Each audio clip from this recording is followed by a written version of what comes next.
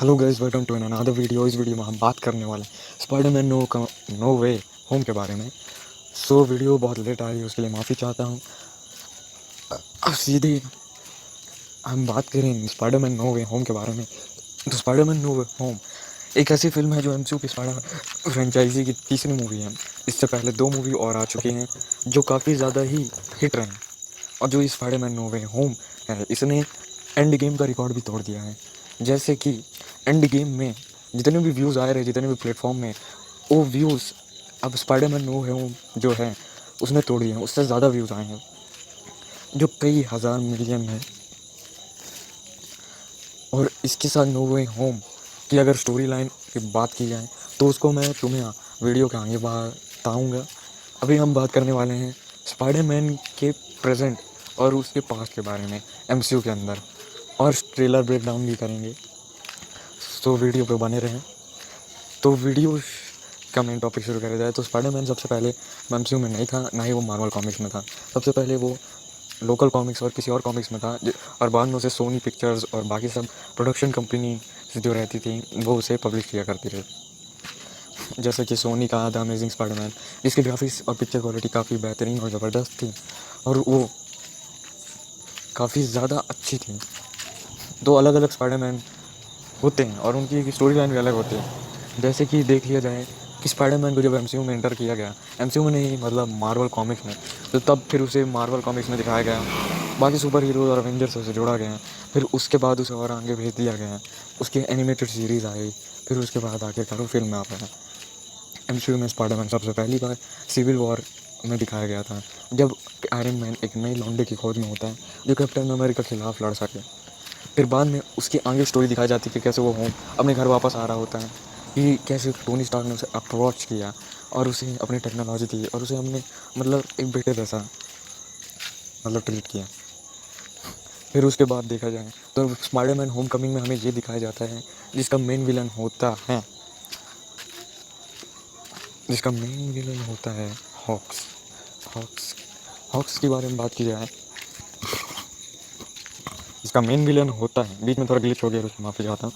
Main villain होता है vulture. अब वल्चर ये कोई चिड़िया असली का नहीं रहता, ये असल में एक बुढ़ा रहता है जो खिसियाया होता है, क्योंकि जो शील्ड रहती है उसके ख़त्म होने के बाद और अवेंजर्स वन के बाद जो जितना भी डिस्ट्रक्शन होता है, जितनी भी चित्तौरी आर्मी की स्पेस टेक्नोलॉजी रहती है, वो ये चुरा लेते हैं, मतलब और क्या चुराते ही हैं, चुरा के उस टेक्नोलॉजी का यूज़ करते हैं। उस टेक्नोलॉजी से फिर ये गैजेट्स बनाते हैं अपना माइंड मतलब माथा लगा के, बुद्धि लगा के, फिर उसे ब्लैक मार्केट में बेच देते हैं।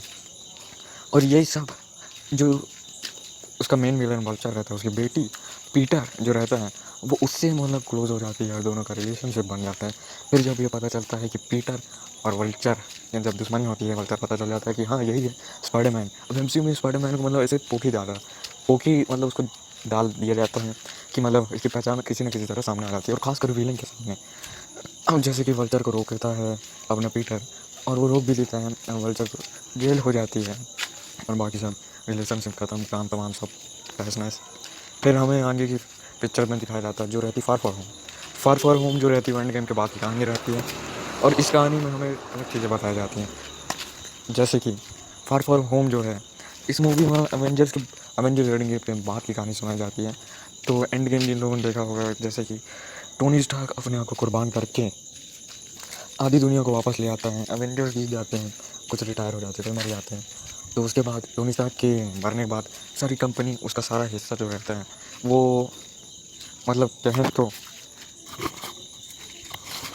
तो एक तरह से पीटर पाकर के हाथ में कंपनी का कुछ हिस्सा, और कहें तो वो कंपनी आ जाती है, और वो होते हैं अपने टोनी स्टार्क के असिस्टेंट के वजह से।